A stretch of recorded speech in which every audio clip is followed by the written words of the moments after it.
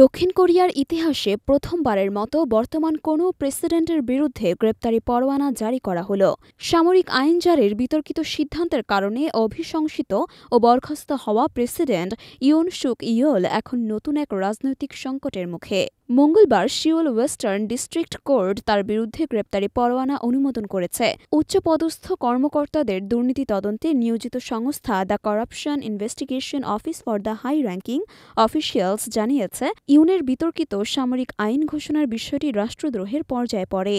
গত ৩রা December president Yoon Suk Yeol আকস্মিকভাবে উত্তর কোরিয়ার হুমকির অজুহাতে সামরিক আইন জারির ঘোষণা দেন। তবে বিরোধী দল এবং সাধারণ জনগণের তীব্র আপত্তির মুখে মাত্র ৬ ঘণ্টার মধ্যেই তাকে সেই সিদ্ধান্ত প্রত্যাহার করতে বাধ্য হতে হয়। এ ঘটনাকে কেন্দ্র করে রাজনৈতিক অস্থিরতা সৃষ্টি হয় এবং পরবর্তী কয়েকদিনের মধ্যে ইউন অভিসহিংসিত ও বরখাস্ত হন। দক্ষিণ কোরিয়ার সংবিধান অনুযায়ী প্রেসিডেন্ট ইউন বর্তমানে আইনি জটিলতার মধ্যে রয়েছেন।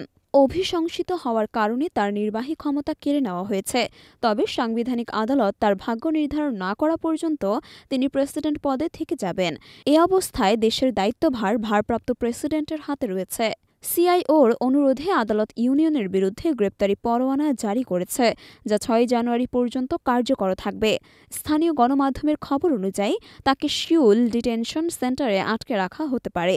তবে আদালত এ বিষয়ে কোনো মন্তব্য করতে রাজি হননি। ইউনের বিরুদ্ধে রাষ্ট্রদ্রোহের অভিযোগে মামলা দায়ের করা হয়েছে, তবে তারা হঠাৎ সামরিক আইন জারির সিদ্ধান্তকে উদার সাংবিধানিক সুরক্ষা এবং জাতীয় সুরক্ষার নামে জনগণের স্বাধীনতা হরণ হিসেবে উল্লেখ করেছে বিরোধী দলগুলো। দক্ষিণ কোরিয়ার রাজনীতি এক নতুন মোড়ে প্রবেশ করেছে। ইউন সুক ইয়োলের ভবিষ্যৎ এখন আদালতের রায়ের উপর নির্ভর করছে। এ ঘটনায় দেশের গণতন্ত্র ও আইনের শাসন কতটা মজবুত তা আবারও পরীক্ষা হবে বলে মনে করছেন বিশেষজ্ঞরা।